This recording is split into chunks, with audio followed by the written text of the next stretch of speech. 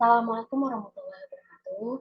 Perkenalkan nama saya Nurul Putri Wanda dari kelas 07 PGSD PG Perajabatan tahun 2023. Di sini saya akan menyampaikan modul ajar yang sudah saya buat. Namun sebelumnya izinkan saya untuk share screen terlebih dahulu.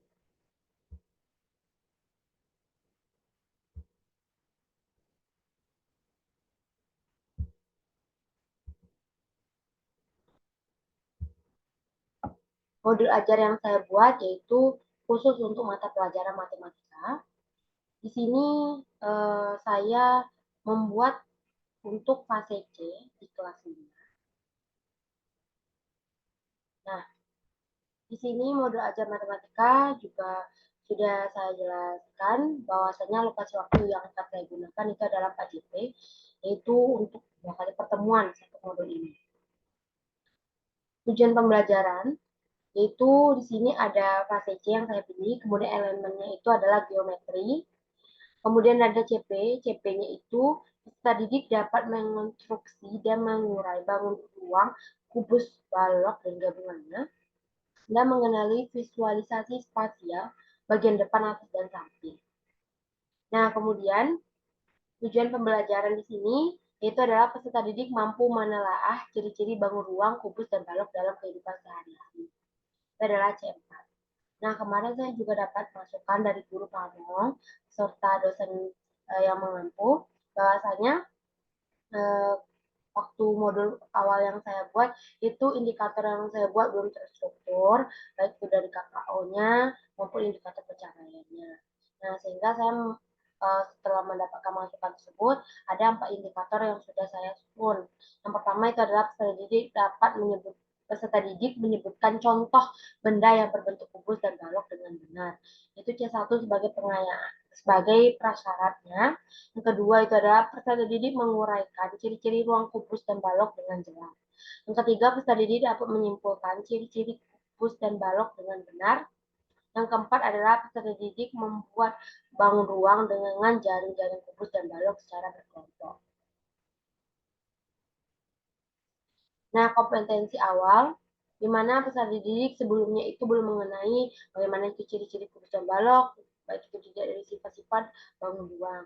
Nah, kemudian itu kedua juga peserta didik belum mampu untuk membedakan kubus dan balok setelah pembelajaran. Nantinya peserta didik dapat membedakan bentuk kubus dan balok. Yang ketiga itu adalah peserta didik pada awalnya belum mampu membuat bangun ruang kubus dan balok, namun setelah nanti pembelajaran peserta didik akan dapat membuat bangun ruang kubus dan balok dengan menggunakan jaring. Sedangkan di sini sudah saya cantumkan profil belajar Pancasila, kemudian ada sarana prasarana yang akan saya gunakan untuk berupa laptop, buku, LCD proyektor, speaker, video pembelajaran tentang kubus dan balok, gambar kerja peserta didik, alat peraga kubus dan balok, dan benda sekitar yang berbentuk. Target peserta didik yang saya ingin capai di sini yaitu adalah kelas 5 sebanyak 23 siswa. Mode pembelajaran yang saya pilih adalah project based learning, yaitu ada 6 tahapan. Yang pertama adalah menentukan pertanyaan dasar, yang kedua membuat desain proyek, yang ketiga menyusun penjadwalan, yang keempat memonitor kemajuan proyek, yang kelima penilaian hasil, yang keenam evaluasi pengalaman.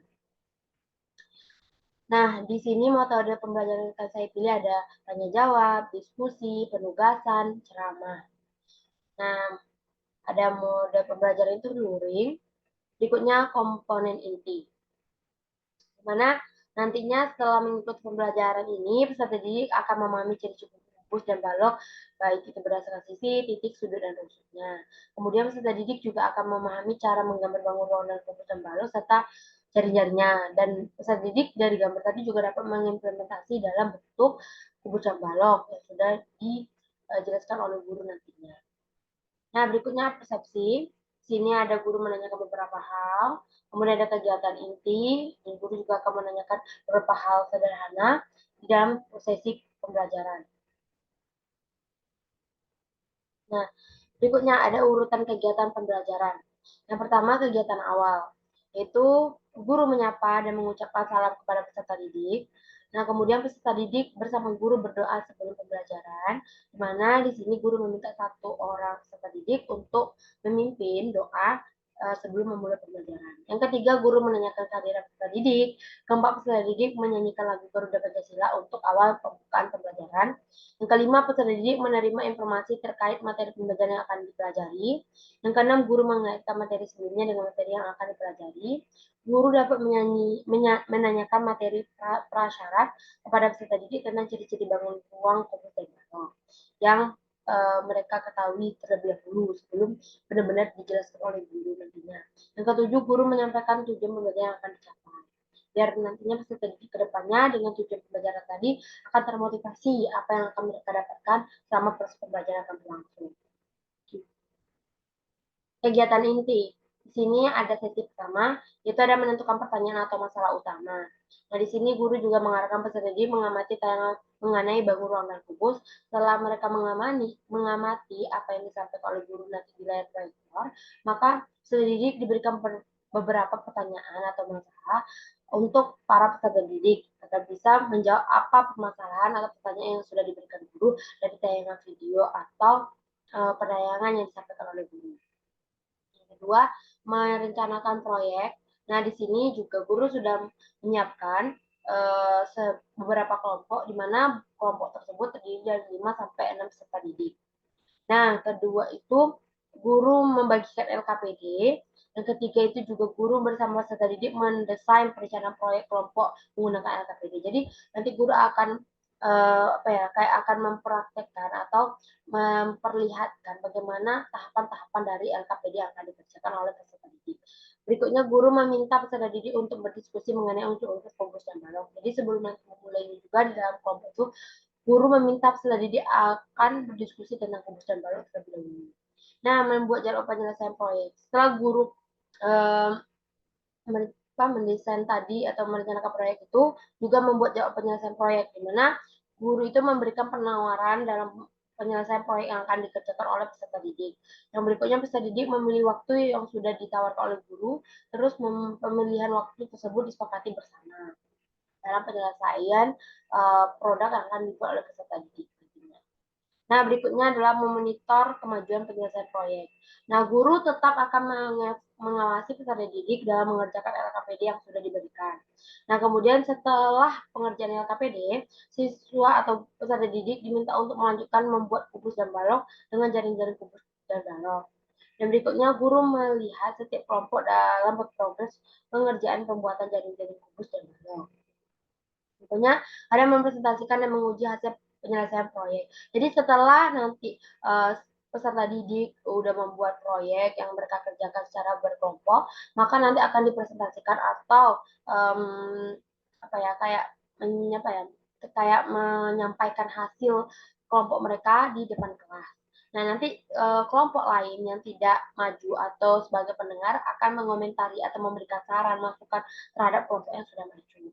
Kemudian juga setelah umpan balik yang terjadi, guru nantinya akan memberikan penguatan dalam materi yang akan disampaikan. Nah, kemudian guru memberikan tugas mandiri atau individu kepada peserta didik terkait materi pembelajaran yang sudah dipelajari. Nah, kemudian mengevaluasi dan refleksi proses dari hasil proyek. Nah, peserta didik diberi kesempatan bertanya tentang materi yang belum dipahami. Jadi nanti sebelum guru benar-benar memberikan soal lembar evaluasi di akhir, siswa itu diberikan dulu waktu untuk apakah peserta didik ingin bertanya terlebih dahulu atau benar-benar sudah paham. Kemudian guru nantinya juga akan menjawab pertanyaan yang sudah dilontarkan oleh peserta didik. Nah, guru juga menginformasikan bahwasanya nanti memberikan soal evaluasi terkait materi pada hari itu. Kemudian juga guru meminta siswa untuk mengumpulkan hasil yang diskusinya di depan meja guru. Nah, kemudian kegiatan akhir, pendidik melakukan refleksi terhadap proses kegiatan pembelajaran, ya pastinya ya bersama dengan guru. Kemudian guru menunjuk beberapa peserta didik untuk menguraikan materi yang sudah dipelajari. Jadi guru akan menunjuk beberapa peserta didik yang dianggap benar-benar sudah paham atau ada beberapa juga yang dirasa belum paham. Maka akan ditunjuk oleh guru dan menanyakan beberapa poin tentang apa yang sudah dipelajari. Nah, kemudian peserta didik setelah mengumpulkan soal evaluasi dan lainnya akan duduk kembali di bangku masing-masingnya dan berdoa atas apa yang sudah dipelajari pada hari itu. Kemudian guru juga menutup dengan mengucapkan salam. Nah, berikutnya di sini juga ada refleksi pendidik, itu refleksi guru, bisa dilihat. Nah, kemudian ada refleksi peserta didik juga. Kemudian ada lampiran-lampiran yang saya buat, adalah bahan ajar, lembar peserta didik, media pembelajaran, alat evaluasi serta kisi-kisi terlampir. Ada pengayaan bagi peserta didik. Kalau pengayaan ini adalah bagi peserta didik yang sudah mencapai indikator yang sudah dibuat, maka guru memperkaya pengetahuan peserta didik dengan memberikan materi pengayaan. Namun, kalau yang bagian remedia, peserta didik yang belum memenuhi indikator pencapaian tujuan pembelajaran diberikan remedial oleh guru. Nah, kemudian guru memberikan juga tugas bagi peserta didik dengan peserta didik berikan soal-soal remedia. Peserta didik difasilitasi guru dengan pertanyaan-pertanyaan terkait materi yang belum dipahami, materi pengayaan dan remedial terlampir. Nah, di sini juga udah ada beberapa lampiran seperti bahan ajar, sudah saya lampirkan. Kemudian sini ada LKPD juga, dan ini ada jaringan dikubus. Kemudian ini ada benda-benda fungsi balok, contoh dalam sehari-hari. Ini ada LKPD siswa atau peserta didik. Ini sudah dibuat kan untuk sendiri. Ini juga udah ada kegiatan kedua, itu dimana membuat nanti jam balok dengan jari-jari kubus. Nah, berikutnya adalah lampiran soal evaluasi yang akan diberikan oleh uh, guru kepada peserta didik.